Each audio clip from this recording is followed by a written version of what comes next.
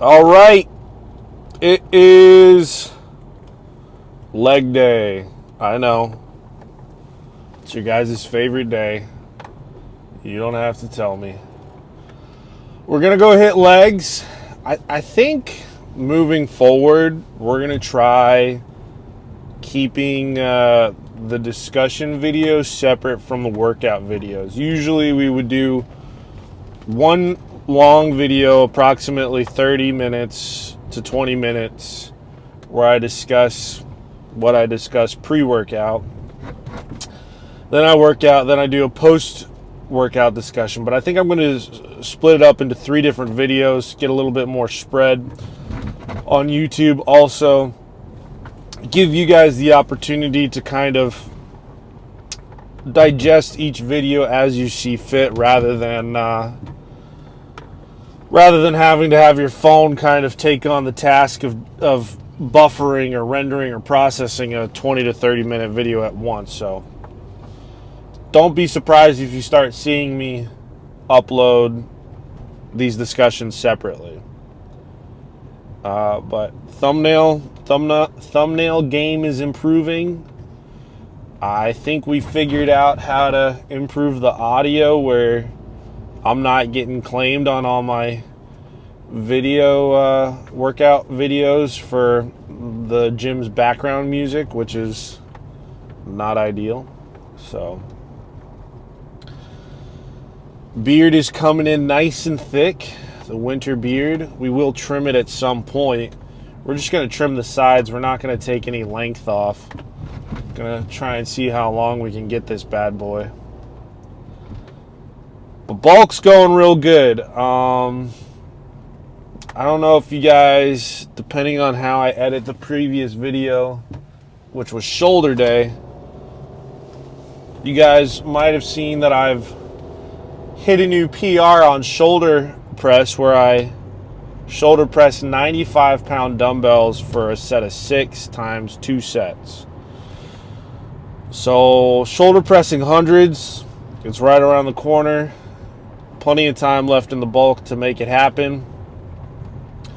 We just got to stay well fed, well rested, and well hydrated. And that last part is definitely a challenge. I'm a big fan of caffeine in general, but black coffee, and so it would not be uncommon for me to sip on black coffee whether I'm bulking or cutting throughout the day. Now, because it's cleaner than drinking sugary sweet coffee with, caramel and chocolate and all this other stuff, black coffee being roughly 0 to 5 calories. It's bad because, one, it's going to stain your teeth, which luckily my teeth are still pretty good. But it's gonna break your thirst mechanism.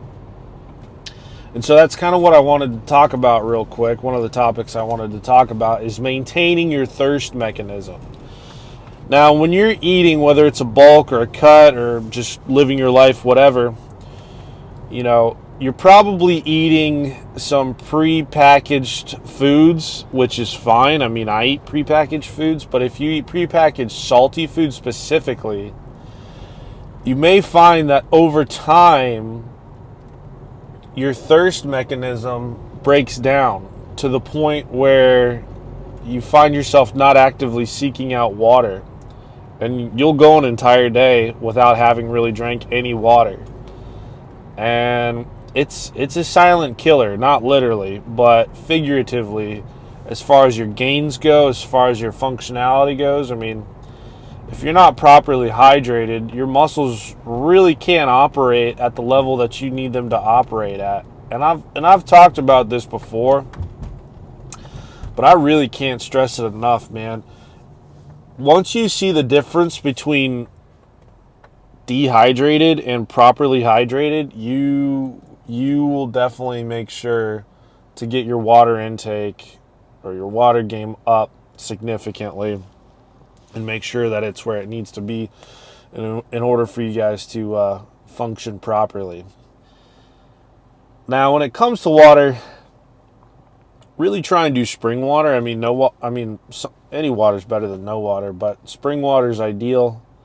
And then if you really want to up your water game, put a little electrolyte powder, just a little bit, like not an insane amount of electrolyte powder, just a little bit, and that'll really help to take your hydration game much further. I think that we're gonna have a really good leg day. I mean, of course, we're going to have a really good workout in general. I would never go into the gym thinking that I'm going to have a bad workout, and you shouldn't either.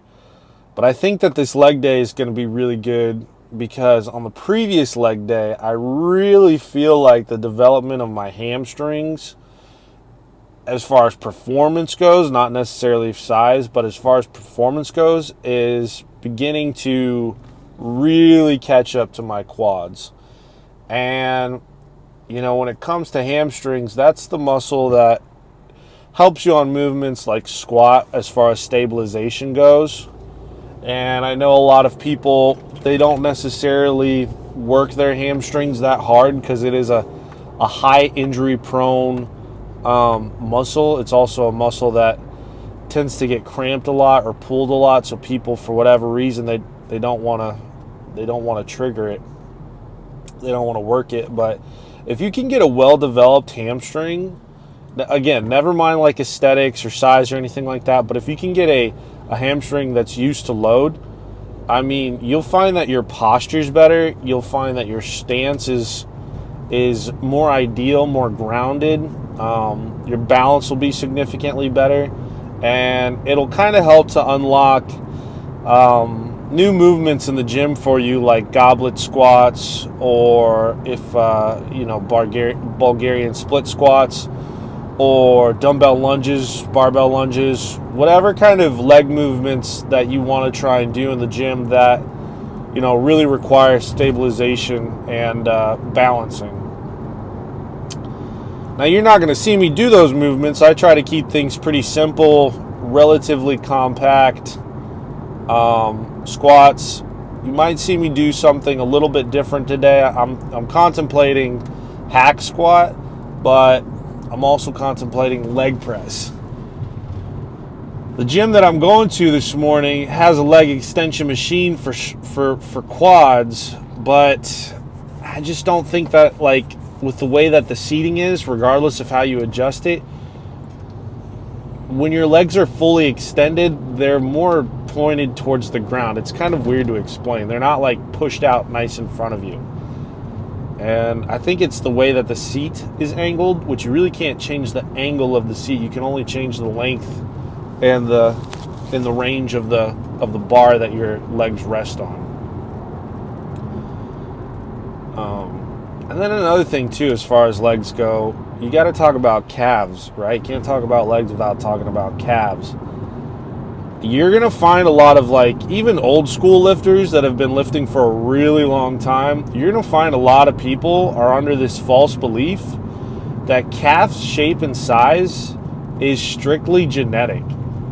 That's not true. It's not strictly genetic. I mean, genetics play a big part of it, but you can work your calf muscle just like any other muscle, and it's going to develop just like any other muscle. I mean, think about it.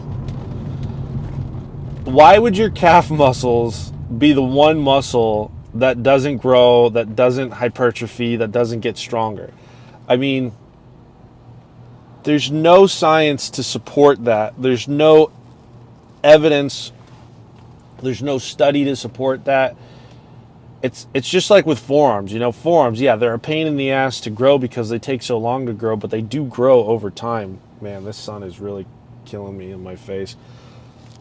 So you got to hit calves really aggressively.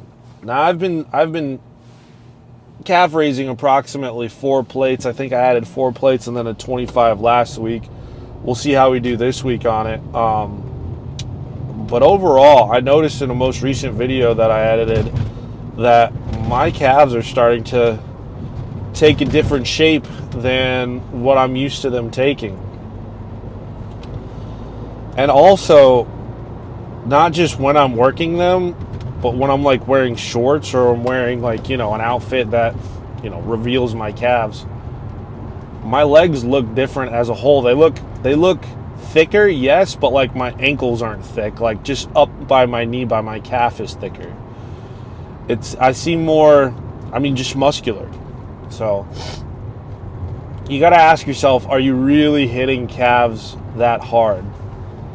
And I know people, they'll message me and they'll say, "Oh, I'm hitting calves so hard, bro. Like I'm doing 2 plates for like 20 reps times 5 sets." Like that is not hitting your calves hard. That's burning your calves out. And whereas you will get some hypertrophy, it probably won't be enough for you to actually notice. Just like with any muscle, you need to add weight to the point where you really can't do more than 6 reps, or you can barely get 4 reps. If you don't add big weight, you're not going to get big muscle. Now, getting back to the genetic aspect of this conversation, if you are a taller individual like myself, I'm 6'3", you're going to find that it's more difficult to grow your calves because that muscle's longer. Same as like arms. The longer the muscle is, the more difficult it's going to be to develop it to a point where you have an appearance of size and definition. Not so much definition, because that has to do with body fat, but certainly size. That's why you see these 6'5" bodybuilders. They put on 10 pounds of muscle and their biceps really don't change that much, or their calves really don't change that much. But at the same time, a 5'5" bodybuilder puts on 10 pounds of muscle and he looks like freaking Ronnie Coleman. It's just the way that it is. But it shouldn't be something that discourages you. It should just be something that encourages you, because when you are 6 foot or taller, or a taller bodybuilder, and you do have nice arms that are well developed, it's just that much more of a bragging point that, wow, that guy looks big, even though he has a taller, lankier, gangly frame. But look at him now. Now he's, big as fuck. So I think I'm going to stop the conversation here. We'll get in the gym and we'll tear up legs.